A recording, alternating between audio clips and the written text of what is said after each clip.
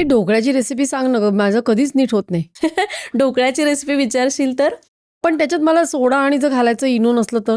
Yes, मी तशी पण recipe share सांग ना. केली आहे. खरं तर जसं आपण इडली करतो. इडलीला काय गं, आपण डाळ आणि तांदूळच तर वापरतो ना, पण त्याला आपण तो फर्मेंटेशनसाठी वेळ देतो. त्यामुळं कोणत्याही प्रकारचा सोडा न घालता आपण छान इडली फुगते.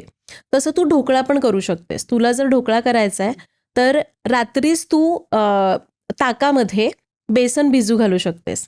रात्रीच भिजू घालायचं, त्याला झाकून ठेवायचं. दुसऱ्या दिवशी ते छान फर्मेंट होतं. जसं तू इडलीचं पीठ फर्मेंट होतं ना, तसंच ते बेसन पण फर्मेंट होतं. सकाळी उठल्यानंतर त्याच्यात तुला आलं, हिरवी मिरची किंवा मीठ घालायचं आहे, ते घालायचं आणि मग अगदी नेहमीचा ढोकळा कसा तू स्टीम करायला ठेवते तसं ठेवायचं. तो सुद्धा ढोकळा छान होतो.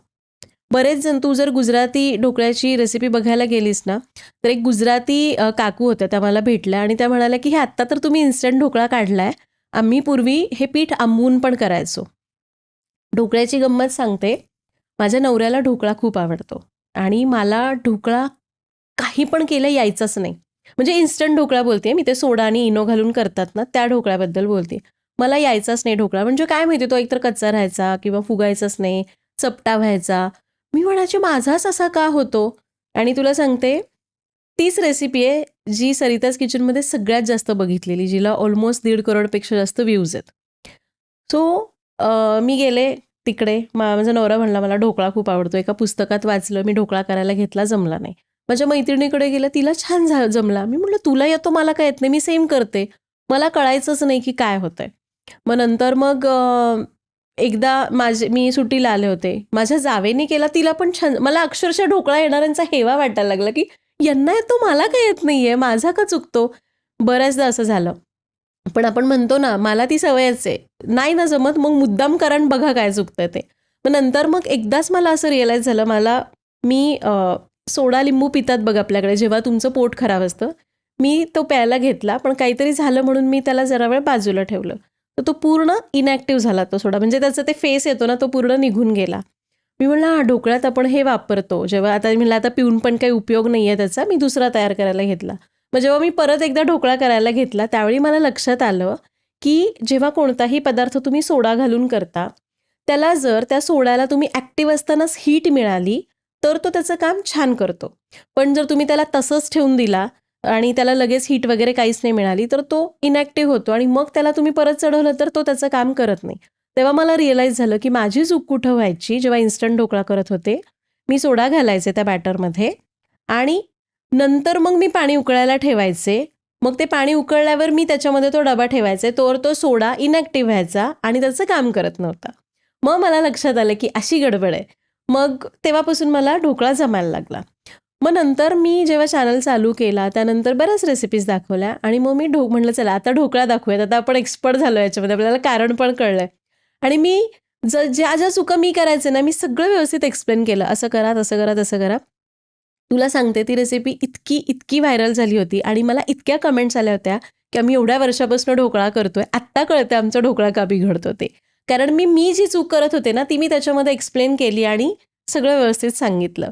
सो मला तेव्हापासून कळायला लागलं की जेव्हा तुम्ही चुकता तेव्हाच तुम्ही एखादी रेसिपी छान करू शकता आणि दुसऱ्यांना छान समजावून पण सांगू शकता. मग इथे दुसरं कुठलं पीठ वापरून चालेल? हो, अगं आता तर तुला सांगते, डोसा पण कोणत्याही पिठाचा करू शकतो आपण, ढोकळा कोणत्याही पिठाचा करू शकतो. इवन बरेच जण, मी हिरव्या मुगाचा ढोकळा पण केलाय. अजून ती रेसिपी लोकांपर्यंत आलेली नाहीये, पण आहे पाईपलाईनमध्ये, ती तयार झालेली आहे, ती लोकांपर्यंत येईल. असंच फर्मेंट करायचं? हो, सेम टू सेम तुम्ही फर्मेंट पण करू शकता किंवा तुम्ही त्याच्यामध्ये इनो आणि सोडा दोन्हीपैकी काही पण एक घालून इन्स्टंट करायचं तर तसं पण करता येतं. मुगाच्या डाळीचा ढोकळा मी केला, कारण बऱ्याचदा बघ तो पचायला जड असतो, म्हणून बरेच जण म्हणतात नको, पण आवडतो. मग तुम्ही मुगाची डाळ वापरू शकता. फक्त ती थोडी जास्त चिकट असते, त्यामुळं थोडीशी चव आणि टेक्स्चर वेगळं येऊ शकतं. पिवळी की हिरवी? पिवळी, आणि हिरवीचा पण करू शकता. मी आत्ता रिसेंटली हिरव्या मुगाचा ढोकळा केला होता. मी एका पाककृती स्पर्धेला जज म्हणून गेले होते. तिथं थीम होती हिरव्या मुगाचे पदार्थ. आणि तुला सांगते, तिथं एकतर ते ज्येष्ठ नागरिक, त्यांचा एक ग्रुप होता आणि त्या सगळ्या माझ्यापेक्षा खूप मोठ्या होत्या. आणि तुला सांगते, इतके सुंदर हिरव्या मुगाचे पदार्थ त्यांनी केले होते. म्हणजे मी चॅट पडले की मी काय ह्यांना जज करणार आहे, ह्या तर माझ्यापेक्षा किती अनुभवी आहेत. आणि तिथून मी बऱ्याच रेसिपीज घेऊन आले आणि त्यातलाच एक आहे हिरव्या मुगाचा ढोकळा. खूप सुंदर. म्हणजे तो ढोकळा कशाचाही करू, नाचणीचा ढोकळा करतात, सगळ्या मिलेट्सचा मिक्स करून ढोकळा करतात. एकतर त्याच्यात फायबर जास्त असतं, त्यामुळं बघ ते असे चिकट होत नाही. आणि मग ढोकळ्याला तेच तर पाहिजे की चिकट नको आहे. सो तू त्याचा मिलेटचा ढोकळा पण करू शकतेस तू. आणि नक्की आता सेम मी करून बेसनाचा बघेन. करतात तसाच करता येतो आता मी त्याचा. नक्की करून बघेन आणि येस, तुला कळवीन नक्कीच. कसा झाला आता ते. बघ ना, इडली केली जाते, नाचणीची इडली केली जाते, त्याच्यामध्ये डाळी मिसळून. मग ढोकळा पण अगदी तेच आहे, फक्त ढोकळा एकत्र मोठ्या भांड्यात शिजवला जातो, इडली छोट्या छोट्या अशा साच्यांमध्ये शिजवली जाते. मग मला सांग, जर कधी तुझ्या घरी पार्टी असली तर तू मेन्यू कसा ठरवतेस? कारण तुझ्याकडनं खूप अपेक्षा असतील ना, म्हणजे कसा ठरवायचा? कारण मला जर असं अगदी 4 लोकांना बोलवायचंय, 10 लोकांना बोलवायचंय, तर सुचत नाही कशा प्रकारचा. कारण आपल्याकडे मराठमोळा म्हटलं तर केवढं तरी करायला लागतं ना घरामध्ये. तो मेन्यू कसा ठरवायचा? म्हणजे एकतर मी याच्यावर ऑलरेडी व्हिडिओ केला आहे. जर तुम्हाला इन डिटेल बघायचं ना, तर तू पण आणि मी सगळ्यांना सांगेन की तुम्ही जाऊन बघा पाहुण्यांसाठी मेनू कसा ठरवावा. कारण मलाही माहिती की मी जेव्हा नवीन होते तेव्हा हा प्रॉब्लेम यायचा आणि मला येणारे प्रॉब्लेमच मी खरं तर लोकांपर्यंत पोहोचवण्याचा प्रयत्न करते. तर आधी गेस्ट कोण आहेत हे बघा.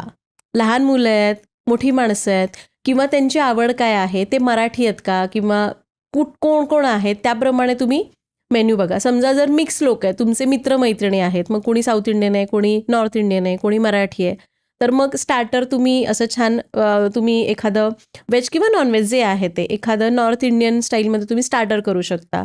जो मेन कोर्स आहे तो तुम्ही काय म्हणतात त्याला आपला महाराष्ट्रीयन ठेवू शकता, कारण तुम्ही त्याच्यात जास्त एक्सपर्ट आहात. स्टार्टर तर तुम्ही नॉर्थ इंडियन छान करू म्हणजे कुठले शकता. कबाब वगैरे? येस, कबाब, हराभरा कबाब आहे किंवा पनीरमध्ये पण छान खूप वेगवेगळे स्टार्टर्स करता येतात.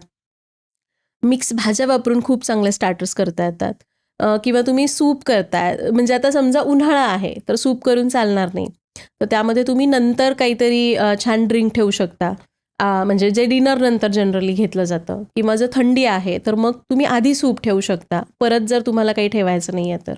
सो अशा पद्धतीने तुम्ही आधी बघा की गेस्ट कोण आहेत, लहान मुलं जास्त आहेत का, मग त्यांच्या आवडीचं काही अजून मुलांसाठी काही वेगळं करता येईल का स्टार्टरमध्ये, आणि मग मेन कोर्समध्ये काय करता येईल. खूप भरमसाठ करण्यापेक्षा मला वाटते की मोजकंच पण तुम्ही जर चांगलं प्लॅन करून केलं तर पाहुणे पण खुश होतील आणि तुम्ही पण खुश व्हाल. सो असा छान प्लॅन करता येईल. आणि समजा तुम्ही एखादी भाजी करताय तर त्याच्याबरोबर पोळी जाणार आहे की पुरी जाणार आहे हे बघा. जर तुम्ही भाताचा असा प्रकार करताय की ज्याच्याबरोबर डाळ पाहिजे, मग तुम्ही ते डाळीचा विचार करा. किंवा भाताचा असा प्रकार करताय की ज्याच्याबरोबर डाळ नसली तरी चालेल, किंवा तुम्हाला वाटतं की मला डाळ करायचीच नाही आहे, तर मग कोणत्या प्रकारचा भात करू शकतो की ज्याला डाळ नसली तरी चालेल, मग मसाले भात करता येईल तुम्हाला. सो अशा पद्धतीने तुम्ही छान प्लॅन करू शकता. ही क्लिप शेवटपर्यंत बघितल्याबद्दल खूप खूप धन्यवाद. संपूर्ण एपिसोड बघण्यासाठी खाली दिलेल्या लिंकवर क्लिक करा आणि सर्व काही चॅनलला सबस्क्राईब करायला विसरू नका.